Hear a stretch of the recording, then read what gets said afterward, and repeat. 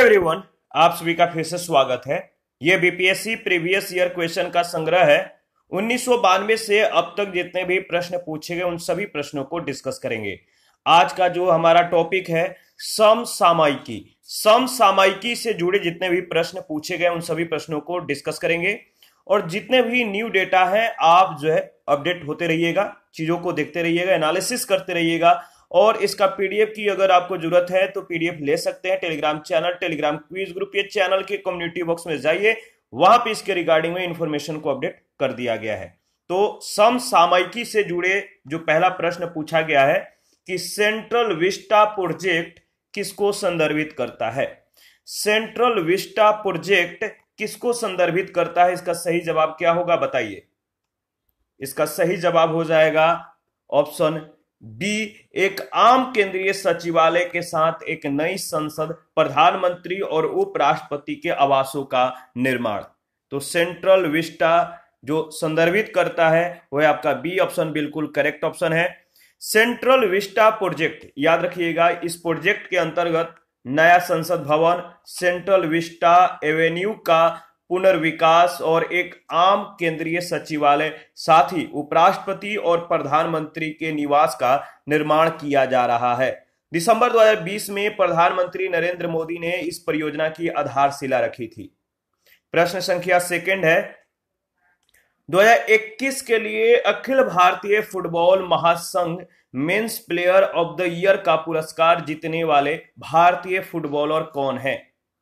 2021 के लिए अखिल भारतीय फुटबॉल महासंघ men's player of the year का पुरस्कार जीतने वाले भारतीय फुटबॉलर हैं, कौन है। तो इसका सही जवाब हो जाएगा संदेश झिंगन। संदेश झिंगन बी ऑप्शन बिल्कुल करेक्ट ऑप्शन है। 2021 के लिए अखिल भारतीय फुटबॉल महासंघ पुरुष फुटबॉल ऑफ द ईयर का पुरस्कार भारत के सीनियर डिफेंडर संदेश झिंगन को दिया गया। किसको? संदेश झिंगन को। थर्ड नंबर है, प्रधानमंत्री किसान सम्मान निधि योजना किस तारीख को शुरू की गई थी। प्रधानमंत्री किसान सम्मान निधि योजना किस तारीख को शुरू की गई थी, इसका सही जवाब हो जाएगा ऑप्शन ई। कैसे?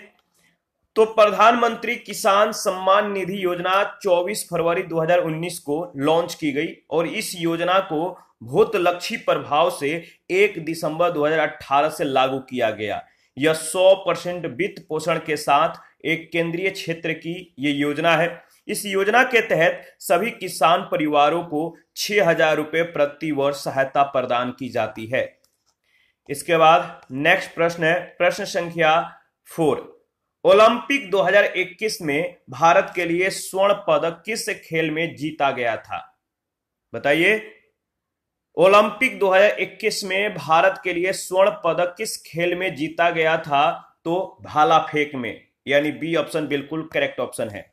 याद रखिएगा, टोक्यो ग्रीष्मकालीन ओलंपिक खेल 2021 में भारत के लिए स्वर्ण पदक पुरुषों की भाला फेंक स्पर्धा में नीरज चोपड़ा ने 87.58 मीटर दूरी के साथ स्वर्ण पदक जीता। ओलंपिक खेलों में ट्रैक एंड फील्ड स्पर्धाओं में भारत के द्वारा यह पहला स्वर्ण पदक जीता गया।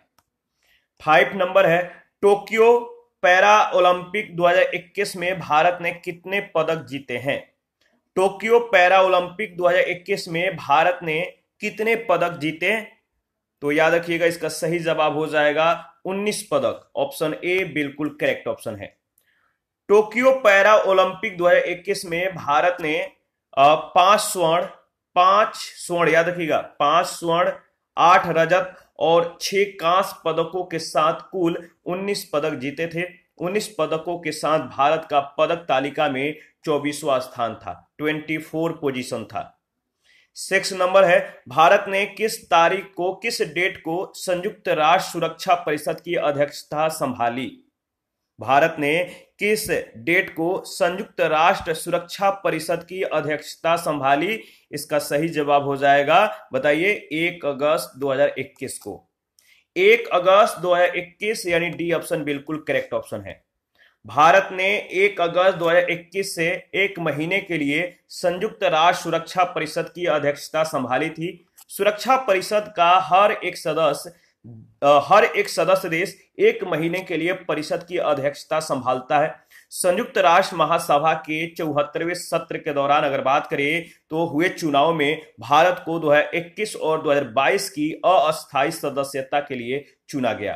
तो भारत को 2021 और 2022 की अस्थायी सदस्यता के लिए चुना गया है, इस बात को ध्यान में रखिएगा। 7 नंबर है, जब अमेरिका ने अफगानिस्तान से अपने सैनिकों को निकाला तो काबुल छोड़ने वाला अंतिम अमेरिकी सैनिक कौन था? जब अमेरिका ने अफगानिस्तान से अपने सैनिकों को निकाला तो काबुल छोड़ने वाला अंतिम अमेरिकी सैनिक कौन था? इसका सही जवाब है, बताइए। तो याद रखिएगा, मेजर जनरल क्रिस डोनह्यू, यानी सी ऑप्शन बिल्कुल करेक्ट ऑप्शन है। देखिए, काबुल छोड़ने वाला अंतिम अमेरिकी सैनिक मेजर जनरल क्रिस डोनह्यू थे, जो 30 अगस्त 2021 को C-17 विमान से रवाना हुए। 8 नंबर है, किस फ्रांसीसी कंपनी ने भारत को राफेल लड़ाकू जेट की आपूर्ति की? वह कौन सी फ्रांसीसी कंपनी है जिसने भारत को राफेल लड़ाकू विमान की आपूर्ति की है? इसका सही जवाब हो जाएगा दसाल्ट एविएशन। दसाल्ट एविएशन यानी बी ऑप्शन बिल्कुल करेक्ट ऑप्शन है। फ्रांस की कंपनी दसाल्ट एविएशन राफेल लड़ाकू विमानों का निर्माण और बिक्री करती है। प्रश्न संख्या 9 है, याद रखिएगा, पूछा गया कि गलवान घाटी में, किस घाटी में? तो गलवान घाटी में भारतीय और चीनी सैनिकों के बीच झड़प कब हुई थी? गलवान घाटी में भारतीय और चीनी सैनिकों के बीच झड़प कब हुई थी? तो जून 2020 में। देखिए, अगर बात करें तो पूर्वी लद्दाख स्थित गलवान घाटी में, पूर्वी लद्दाख स्थित गलवान घाटी में भारतीय और चीनी सैनिकों के बीच जो झड़प हुआ था जून 2020 में हुआ था। प्रश्न संख्या 10 है, पेगासस स्पाईवेयर किस देश में विकसित किया गया है? पेगासस स्पाईवेयर किस देश में विकसित किया गया है? तो इसका सही जवाब हो जाएगा इजराइल, ऑप्शन ए बिल्कुल करेक्ट ऑप्शन है। तो ये पेगासस को इजराइल फर्म NSO समूह के द्वारा विकसित किया गया है। यह एक प्रकार का मैलिशियस सॉफ्टवेयर या मैलवेयर है, ठीक है, जिसे स्पाईवेयर के रूप में वर्गीकृत किया गया है। हाल ही में इस सॉफ्टवेयर का भारत में कुछ सार्वजनिक हस्तियों पर निगरानी रखने और जासूसी करने का आरोप लगाया गया था। 11 नंबर है, भारत ने संयुक्त राष्ट्र सुरक्षा परिषद के एक अस्थायी सदस्य के रूप में अपना 2 साल का कार्यकाल किस तारीख को शुरू किया? किस डेट को शुरू किया? भारत ने संयुक्त राष्ट्र सुरक्षा परिषद के एक अस्थायी सदस्य के रूप में अपना 2 साल का कार्यकाल किस डेट को या किस तारीख को शुरू किया? तो इसका सही जवाब हो जाएगा 1 जनवरी 2021। सी ऑप्शन बिल्कुल करेक्ट ऑप्शन है। इसके बारे में डिस्कस कर लेते हैं, 2-3 पॉइंट है। संयुक्त राष्ट्र महासभा के 74वें सत्र के दौरान हुए चुनाव में भारत को 2021 और 2022 की अस्थायी सदस्यता के लिए चुना गया। भारत का 2 वर्षीय यह कार्यकाल 1 जनवरी 2021 से प्रारंभ हुआ। सुरक्षा परिषद में कुल 15 सदस्य होते हैं, जिनमें से 5 अस्थायी और 10 अस्थायी सदस्य होते हैं। तो सुरक्षा परिषद में 5 अस्थायी सदस्य होते हैं और 10 अस्थायी सदस्य होते हैं, इस बात को ध्यान में रखना है, इंपॉर्टेंट है। इसके बाद प्रश्न संख्या 12, किस देश ने भारत को स्पुतनिक 5, ठीक है, स्पुतनिक 5 कोविड वैक्सीन का निर्यात किया? बताइए, इसका सही जवाब क्या हो जाएगा? किस देश ने भारत को स्पुतनिक 5 कोविड वैक्सीन का निर्यात किया?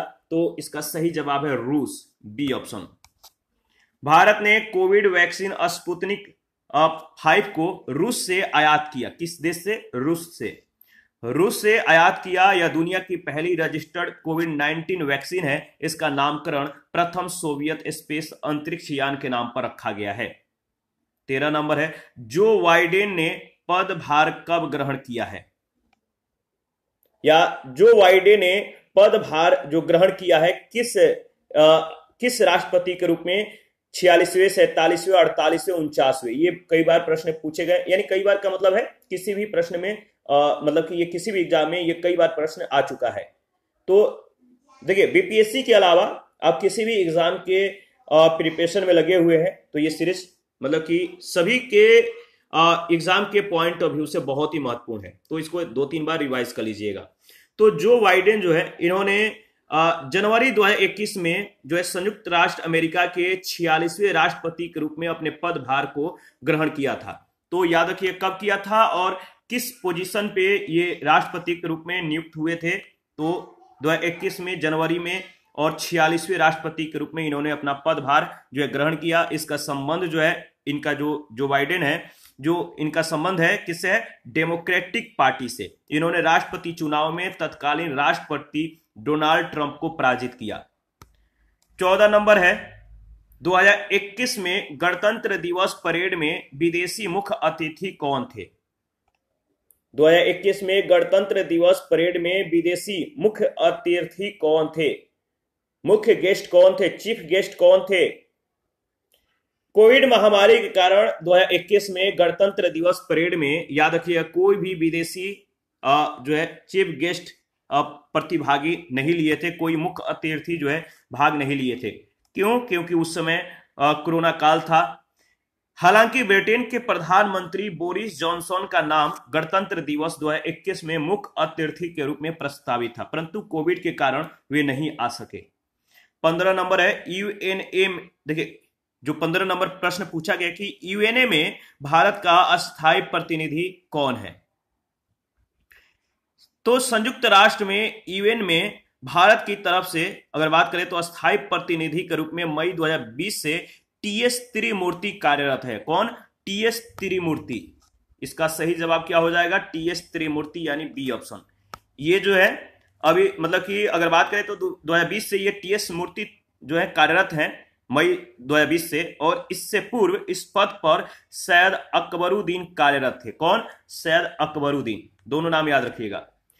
16 नंबर है, हाल ही में संसद की नई इमारत के निर्माण को बोली किसने जीत लिया है? हाल ही में संसद की नई इमारत के निर्माण के लिए जो बोली लगाई गई थी, इस बोली को किसने जीता? इसका सही जवाब हो जाएगा Tata projects limited, C option. Bharat के संसद, जो भारत का पार्लियामेंट है, संसद है, इसकी नई इमारत निर्माण की जो परियोजना है सेंट्रल विस्टा प्रोजेक्ट का ठेका टाटा प्रोजेक्ट लिमिटेड को प्राप्त हुआ है। 17 नंबर है, क्वाड्रिलेटरल सिक्योरिटी डायलॉग नामक एक अनौपचारिक युद्ध नीति समूह का निम्न में से कौन सा सदस्य नहीं है? क्वाड्रिलेटरल सिक्योरिटी डायलॉग नामक एक अनौपचारिक युद्ध नीति समूह का निम्न में से कौन सा सदस्य नहीं है? तो इसका सही जवाब हो जाएगा चीन, ऑप्शन सी बिल्कुल करेक्ट ऑप्शन है। देखिए, क्वाड्रिलेटरल सिक्योरिटी डायलॉग एवं अनौपचारिक युद्ध नीतिक समूह है, जिसे क्वाड के नाम से भी जाना जाता है। क्वाड के सदस्य इस प्रकार हैं: संयुक्त राज्य अमेरिका, जापान, ऑस्ट्रेलिया, भारत। चीन इस समूह का सदस्य नहीं है। 18 नंबर है, सितंबर 2020 में वीडियो सम्मेलन के माध्यम से, वीडियो कॉन्फ्रेंस के माध्यम से ब्रिक्स के संस्कृति मंत्रियों की 5वीं बैठक में किसने भारतीय दृष्टिकोण का प्रतिनिधित्व किया? सितंबर 2020 में वीडियो कॉन्फ्रेंस के माध्यम से ब्रिक्स के संस्कृति मंत्रियों की 5वीं बैठक में किसने भारतीय दृष्टिकोण का प्रतिनिधित्व किया? तो इसका सही जवाब हो जाएगा प्रहलाद सी पटेल, यानी ऑप्शन ए बिल्कुल करेक्ट ऑप्शन है, प्रहलाद सी पटेल। 3 सितंबर 2020 को ब्रिक्स, याद रखिएगा, ब्रिक्स संस्कृति मंत्रियों की 5वीं बैठक 2020 वीडियो कॉन्फ्रेंस के माध्यम से रूस की अध्यक्षता में संपन्न हुई। इस बैठक में भारत का प्रतिनिधित्व केंद्रीय संस्कृति और पर्यटन राज्य मंत्री स्वतंत्र प्रभार के रूप में प्रहलाद सी पटेल ने किया।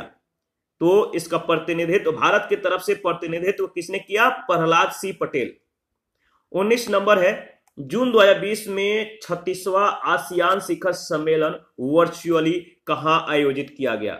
2020 में 36वां आसियान शिखर सम्मेलन वर्चुअली रूप से कहां आयोजित किया गया? तो इसका सही जवाब हो जाएगा वियतनाम। याद रखिएगा, बहुत ही महत्वपूर्ण प्रश्न है, कई बार यह प्रश्न मतलब कि आ चुका है। तो ऐसे ऐसे प्रश्न पूछे जाते हैं, आप प्रश्न के फॉर्मेट को ध्यान दीजिए कि कहां कहां से प्रश्नों को उठाया जाता है, कहां कहां से प्रश्नों को पूछा जाता है, आपके लिए सबसे ज्यादा इंपॉर्टेंट ये है। तो प्रश्नों की शैली को समझने की कोशिश कीजिए। देखिए, जून 2020 में 36वां आसियान शिखर सम्मेलन वर्चुअली वियतनाम में आयोजित किया गया। 38वां और 39वां आसियान शिखर सम्मेलन अक्टूबर 2021 में वर्चुअली आयोजित किया गया, जिसकी अध्यक्षता ब्रुनेई के सुल्तान के द्वारा की गई। कहां के? तो ब्रुनेई के सुल्तानों, जो ब्रुनेई के सुल्तान थे, इन्होंने इस वर्चुअली मतलब कि जो कॉन्फ्रेंस था, इसकी अध्यक्षता इन्होंने की थी। 20 नंबर है, निम्न में से कौन सा ह्यूमन कैपिटल इंडेक्स 2020 में प्रथम स्थान पर रहा? वह कौन सा देश है जो ह्यूमन कैपिटल इंडेक्स 2020 में प्रथम स्थान पर रहा है? ह्यूमन कैपिटल इंडेक्स 2020 में सिंगापुर शीर्ष स्थान पर रहा। कौन? सिंगापुर, याद रखिएगा। और इसके बारे में बात करें तो इसके पश्चात, सिंगापुर के पश्चात जो है हांगकांग का स्थान था। ह्यूमन कैपिटल इंडेक्स विश्व बैंक समूह के द्वारा जारी किया जाता है। कौन? वर्ल्ड बैंक जो है जारी करता है, याद रखिएगा। 21 है, हाल ही में संयुक्त राज्य अमेरिका में ऑपरेशन MAGA यानी मागा संबंधित है किससे? हाल ही में संयुक्त राज्य अमेरिका में ऑपरेशन जो मागा है, MAGA मागा, ये किससे संबंधित है? तो इसका सही जवाब हो जाएगा डोनाल्ड ट्रंप के पुनर्निर्वाचन अभियान से, यानी बी ऑप्शन। मागा जो है ये डोनाल्ड ट्रंप के पुनर्निर्वाचन अभियान से जुड़ा हुआ है। अक्टूबर 2020 में संयुक्त, देखिए जो अक्टूबर 2020 था, इस समय संयुक्त राज्य में चला एक ऑपरेशन जिसका नाम था मागा, ठीक है, मेक अमेरिकन ग्रेट अगेन, तत्कालीन अमेरिकी राष्ट्रपति डोनाल्ड ट्रंप के पुनर्निर्वाचन अभियान से संबंधित था। 22 है, किस अरब देश ने पहला नाभिकीय ऊर्जा संयंत्र प्रारंभ किया है? किस अरब देश ने पहला नाभिकीय ऊर्जा संयंत्र प्रारंभ किया है? तो इसका सही जवाब हो जाएगा संयुक्त अरब अमीरात। कौन? संयुक्त अरब अमीरात, यानी सी ऑप्शन। अगस्त 2020 में संयुक्त अरब अमीरात यानी UAE ने अरब जगत का पहला नाभिकीय ऊर्जा संयंत्र प्रारंभ किया। 23 है, इजराइल से शांति समझौता करने वाला पहला अरब देश कौन था? इजराइल से शांति समझौता करने वाला पहला अरब देश कौन था? तो इसका सही जवाब क्या होगा? इसका सही जवाब हो जाएगा मिस्र। ऑप्शन ए बिल्कुल करेक्ट ऑप्शन है। देखिए, अगर बात करें तो इजराइल से शांति समझौता करने वाला पहला देश मिस्र था। इसके बाद जॉर्डन ने शांति समझौता पर हस्ताक्षर किया। सितंबर 2020 में UAE और बहरीन ने शांति समझौता पर हस्ताक्षर किया था। इसके बाद 24 नंबर है, अक्टूबर 2020 से जून 2021 तक के लिए किस देश को अंतर्राष्ट्रीय श्रम संगठन के संचालक मंडल यानी गवर्निंग बॉडी का अध्यक्ष बनाया गया है? अक्टूबर 2020 से जून 2021 तक के लिए किस देश को अंतर्राष्ट्रीय श्रम संगठन के संचालक मंडल का अध्यक्ष बनाया गया है? तो सही जवाब हो जाएगा भारत को, डी ऑप्शन। भारत को अक्टूबर 2020 से जून 2021 तक के लिए अंतर्राष्ट्रीय श्रम संगठन के संचालक मंडल का यानी गवर्निंग बॉडी का अध्यक्ष बनाया गया। 2021-22 के लिए स्वीडन को इसका अध्यक्ष बनाया गया है। 25 नंबर है, सितंबर 2020 में प्रारंभ किए गए ऑपरेशन मेरी सहेली का उद्देश्य क्या है? सितंबर 2020 में एक ऑपरेशन को मतलब कि क्रियान्वित किया गया, मेरी सहेली। मेरी सहेली नामक जो ऑपरेशन था, इसका उद्देश्य क्या था? इसका सही जवाब क्या होगा बताइए? मेरी सहेली का जो उद्देश्य है वह है आपका रेलों में महिला यात्रियों की सुरक्षा को बढ़ावा देना, यानी बी ऑप्शन बिल्कुल करेक्ट ऑप्शन है। बहुत ही इंपॉर्टेंट प्रश्न है, याद रखिएगा। ऑपरेशन मेरी सहेली का उद्देश्य रेलों में रेल यात्रा करते समय महिलाओं को जो है सुरक्षा देना। रेलवे सुरक्षा बल के द्वारा इसे पायलट परियोजना के रूप में सितंबर 2020 में दक्षिण पूर्व रेलवे जोन में प्रारंभ किया गया था। 17 अक्टूबर, कब? 17 अक्टूबर 2020 में सभी रेलवे जोनों में इसे विस्तारित कर दिया गया। 26 नंबर है, कोविशील्ड। कोविशील्ड भारत का कोविड वैक्सीन जिसे WHO के द्वारा अनुमोदित किया गया, किसके द्वारा निर्मित है? कोविशील्ड भारत का कोविड वैक्सीन जिसे WHO के द्वारा अनुमोदित किया गया है, यह किसके द्वारा जो है निर्मित है? तो इसका सही जवाब हो जाएगा सीरम इंस्टीट्यूट के द्वारा, सीरम इंस्टीट्यूट। ए ऑप्शन बिल्कुल करेक्ट ऑप्शन है। भारत की कोविशील्ड वैक्सीन ऑक्सफोर्ड एस्ट्राजेनेका कोविड-19 वैक्सीन का ब्रांड नेम है, जिसका निर्माण सीरम इंस्टीट्यूट ऑफ इंडिया के द्वारा किया गया है। आगे बढ़ते हैं नेक्स्ट प्रश्न।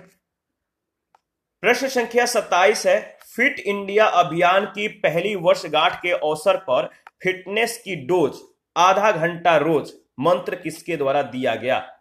फिट इंडिया अभियान की पहली वर्षगांठ के अवसर पर फिटनेस की डोज आधा घंटा रोज मंत्र जो है किसके द्वारा दिया गया? तो इसका सही जवाब क्या होगा बताइए? इसका सही जवाब है यह मंत्र, यानी फिटनेस की डोज आधा घंटा रोज, यह मंत्र प्रधानमंत्री नरेंद्र मोदी ने दिया। ऑप्शन ए बिल्कुल करेक्ट ऑप्शन है। सितंबर 2020 में फिट इंडिया अभियान की पहली वर्षगांठ के अवसर पर फिटनेस की डोज आधा घंटा रोज, यह मंत्र प्रधानमंत्री नरेंद्र मोदी के द्वारा दिया गया था। 28 नंबर है, राजमाता विजया राजे सिंधिया के 7वें जन्म दिवस पर प्रधानमंत्री नरेंद्र मोदी ने क्या जारी किया? राजमाता विजया राजे सिंधिया के 7वें जन्म दिवस पर प्रधानमंत्री नरेंद्र मोदी ने क्या जारी किया, आपको बताना है। तो याद रखिएगा, इनके जन्म दिवस पर 100 रुपए का सिक्का जो है जारी किया गया था नरेंद्र मोदी के द्वारा, यानी सी ऑप्शन बिल्कुल करेक्ट ऑप्शन है। अक्टूबर 2020 में राजमाता विजया राजे सिंधिया के 100वें जन्म दिवस पर प्रधानमंत्री नरेंद्र मोदी ने जो है 100 रुपए का विशेष स्मारक सिक्का जारी किया था। तो देखिए 100वें जन्म दिवस था। इसके बाद किस राज्य की लघु वृत्त चित्र ची लुपो, किस राज्य की लघु वृत्त चित्र ची लुपो ने दादा साहेब फाल्के पुरस्कार 2020 जीता है? किस राज्य की लघु चित्र ची लुपो ने दादा साहेब फाल्के पुरस्कार 2020 जीता है? तो अरुणाचल प्रदेश का, यानी ये जो ची लुपो लघु वृत्त चित्र है ये किस राज्य की है?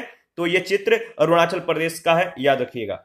जुलाई 2020 में अरुणाचल प्रदेश राज्य की लघु जो लघु वृत्त चित्र है, शॉर्ट जो डॉक्यूमेंट्री है ची लुपो, इसने दादा साहेब फाल्के पुरस्कार 2020 को जीत लिया था। 30 नंबर है, प्रश्न संख्या 30, किस निजी क्षेत्र के बैंक ने किसानों के लिए ई किसान धन ऐप चालू किया या लागू किया है? किस निजी क्षेत्र के बैंक ने किसानों के लिए ई किसान धन ऐप लागू किया है या चालू किया है? इसका सही जवाब क्या होगा? तो इसका सही जवाब हो जाएगा HDFC बैंक। ई किसान धन ऐप जो है HDFC बैंक के द्वारा जो है निजी क्षेत्र के ये बैंक है और ये किसानों के लिए ये ऐप जो है चालू किया गया है। HDFC बैंक ने किसानों के लिए ई किसान धन ऐप जो है प्रारंभ किया। यह ऐप किसानों को मंडी मूल्य, अद्यतन कृषि समाचार, मौसम पूर्वानुमान और बीज से संबंधित सूचनाएं जैसे मूल्य वर्धित सेवाएं उपलब्ध कराएगा। प्रश्न संख्या 31, भारत ने किस शहर के अंतर्राष्ट्रीय हवाई अड्डे पर सबसे पहले कोविड-19 परीक्षण की सुविधा प्रारंभ की? भारत ने किस शहर के अंतर्राष्ट्रीय हवाई अड्डे पर सबसे पहले कोविड-19 परीक्षण की सुविधा जो है प्रारंभ की? तो इसका सही जवाब हो जाएगा दिल्ली, बी ऑप्शन बिल्कुल करेक्ट ऑप्शन है। सितंबर 2020 में भारत ने दिल्ली के इंदिरा गांधी अंतर्राष्ट्रीय हवाई अड्डे पर सबसे पहले कोविड-19 परीक्षण की सुविधा प्रारंभ की। 32 है, राफेल फाइटर एयरक्राफ्ट को किस वायुसेना स्टेशन पर औपचारिक रूप से भारतीय वायुसेना में सम्मिलित किया गया? तो बताइए इसका सही जवाब क्या होगा? राफेल जो फाइटर है, राफेल फाइटर एयरक्राफ्ट को किस वायुसेना स्टेशन पर औपचारिक रूप से भारतीय वायुसेना में सम्मिलित किया गया? तो इसका सही जवाब हो जाएगा, बताइए, अंबाला। तो अंबाला स्टेशन पर, यानी सी ऑप्शन। देखिए इसके बारे में अगर बात करें तो सितंबर 2020 में 5 राफेल फाइटर एयरक्राफ्ट को अंबाला वायुसेना स्टेशन पर औपचारिक रूप से भारतीय वायुसेना में सम्मिलित किया गया। 33 नंबर है, भारत की पहली स्वदेशी एंटी रेडिएशन मिसाइल का नाम क्या है? भारत की पहली स्वदेशी एंटी रेडिएशन मिसाइल का नाम है, बताइए, रुद्रम, डी ऑप्शन। भारत की पहली स्वदेशी एंटी रेडिएशन मिसाइल का नाम रुद्रम है। इसे डीआरडीओ के द्वारा भारतीय वायुसेना के लिए विकसित किया गया है। 34 नंबर है, भारतीय क्रिकेट कंट्रोल बोर्ड के द्वारा किसे सर्व भारतीय महिला चयन समिति का अध्यक्ष नियुक्त किया गया है? बताइए, भारतीय क्रिकेट कंट्रोल बोर्ड के द्वारा किसे सर्व भारतीय महिला चयन समिति का अध्यक्ष नियुक्त किया गया है? तो इसका सही जवाब हो जाएगा नीतू डेविड को, बी ऑप्शन, नीतू डेविड। सितंबर 2020 में भारतीय क्रिकेट कंट्रोल बोर्ड के द्वारा नीतू डेविड को सर्व भारतीय महिला चयन समिति का अध्यक्ष नियुक्त किया गया। इस समिति में अध्यक्ष सहित 5 सदस्य हैं। अन्य सदस्य इस प्रकार हैं: आरती वैद, रेणु मार्गरेट, वी कल्पना और मिठू मुखर्जी।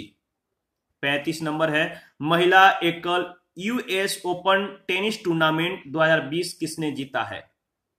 बताइए, महिला एकल यूएस ओपन टेनिस टूर्नामेंट 2020 किसने जीता है? इसका सही जवाब हो जाएगा, याद रखिएगा, नाओमी ओसाका।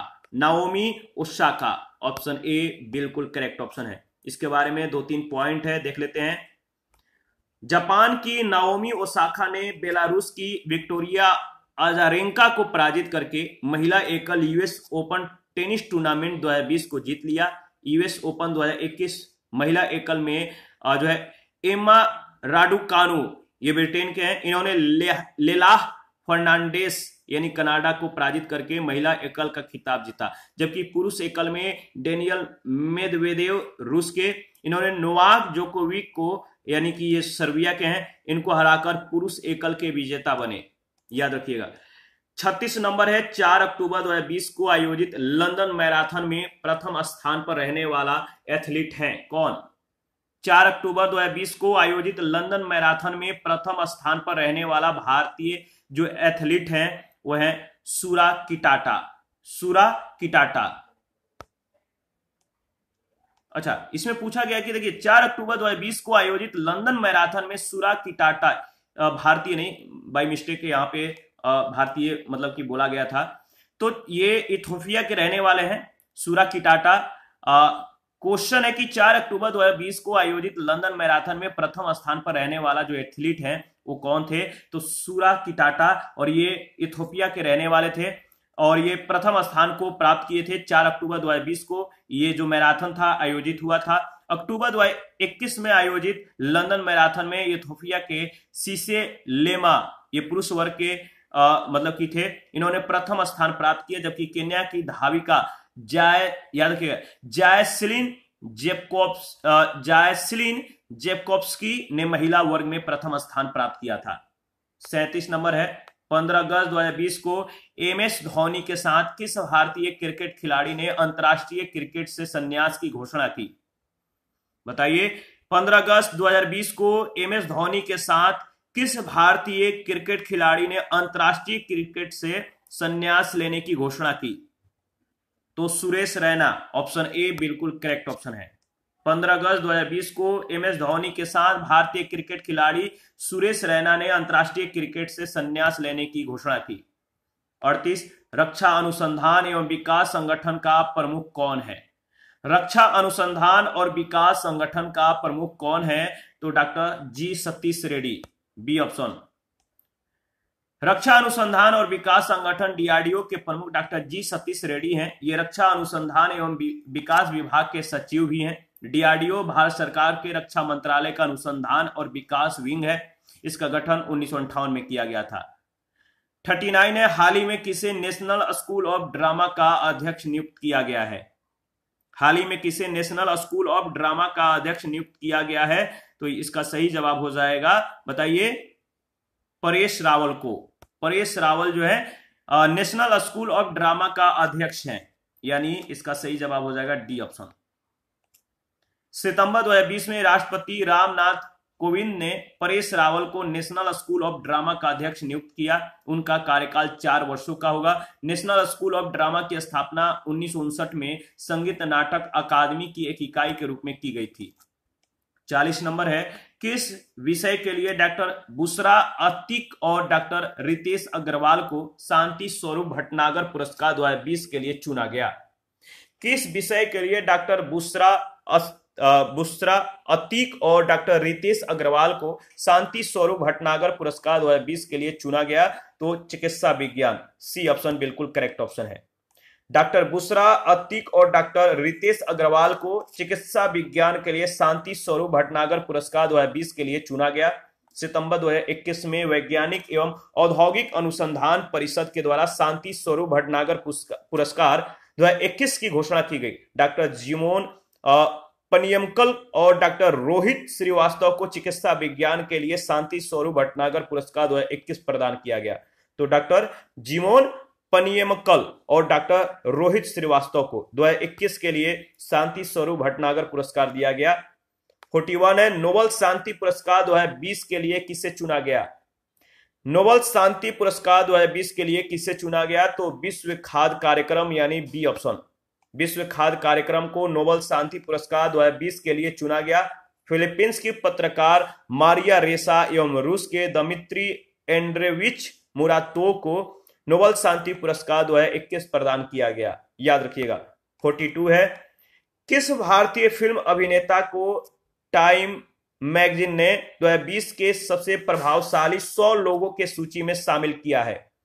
किस भारतीय फिल्म अभिनेता को टाइम मैगजीन ने 2020 के सबसे प्रभावशाली लोगों के सूची में शामिल किया है? तो आयुष्मान खुराना को, ऑप्शन ए बिल्कुल करेक्ट ऑप्शन है।